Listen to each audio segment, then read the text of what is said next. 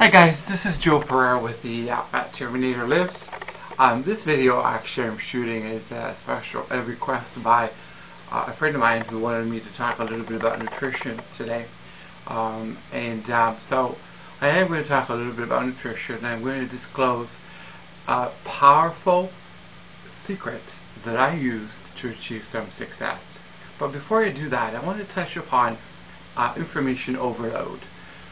It seems like everywhere you go, in a grocery store, you listen to the radio, with search engines being so readily available, there's a ton of information out there, and it's like a hair-pulling experience, not knowing exactly which direction to go.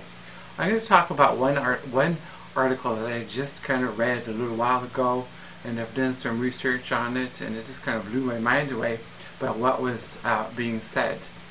The article was talking about a particular fat called oleic acid, which is a monounsaturated fat found it's really found in avocados.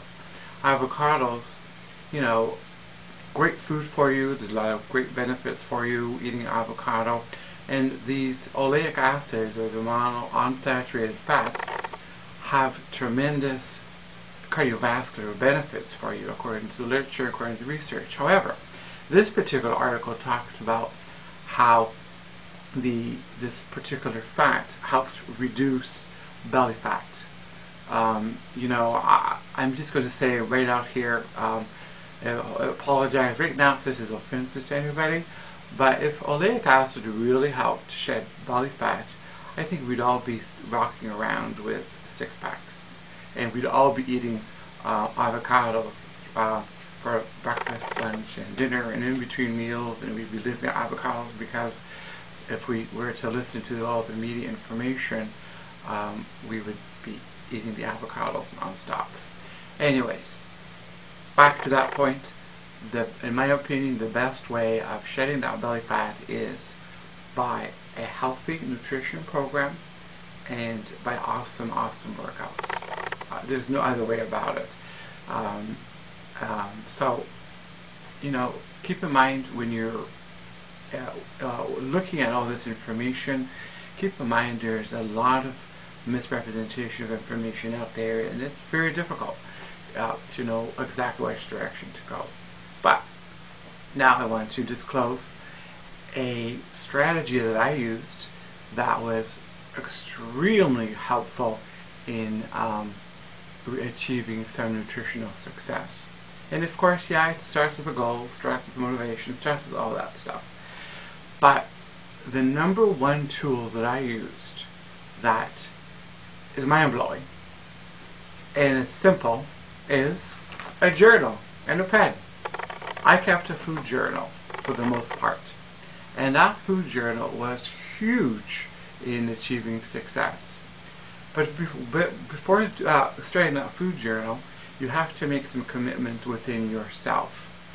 The food journal is only as good as the items that you're documenting in the food journal. You need to, number one, be honest with yourself when it comes to recording food. That is the number one most difficult thing to do. We constantly are underestimating what we eat and overestimating our workouts. And that's normal. But the food journal, in order for it to be helpful, you need to be 100% honest with yourself when you document it. A couple strategies that I used with the food journal was I would record in the journal how I felt before eating the food. In other words, if I was feeling, depressed or stressed out or what have you, and that elicited a response in me to eat food, I would document that. And then the other thing I would do is document how the food made me feel afterwards. I know that sounds a little bit corny, but it really works. Like, for instance, bananas. If I eat a banana, no matter if I'm full or not, if I eat a banana, a half an hour later I'm hungry. So that was one food group or item that I chose to not eat as often. I love eating bananas, and I don't say I never eat them, but I don't eat them nearly as often as what I used to. The other strategy I used with the journal was I would, when I had when I would weigh in on a weekly basis, and if I had a week that I was less successful than another week, or I didn't lose any weight, or I gained weight during that particular week, I would refer back to the food journal and see what is it that I did different this week that I didn't do the previous week where I was more successful.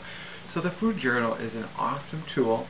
It is a powerful tool to use to try to achieve some of your health and fitness goals.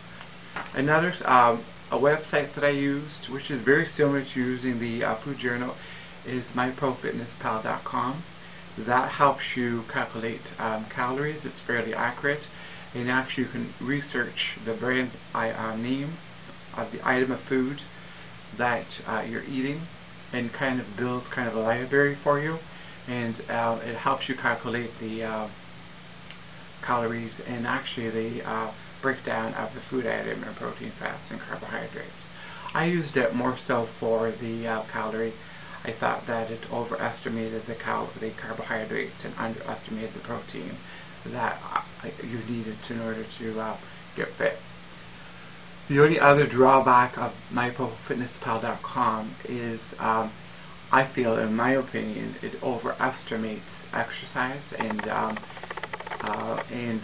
how it overestimates by telling you that it burns X number of calories, so now you can eat X number more calories.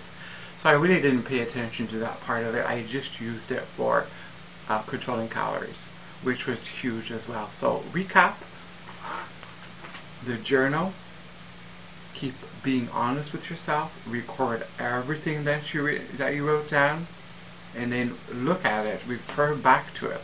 You know, that's key, and that's the secret. So if you're having weeks that you are more successful than other weeks, look at the food journal, look at what you're eating, see what you can do differently in order to achieve success. So thank you, Esther, for requesting this video. More to come on nutrition, so stay tuned. Thank you.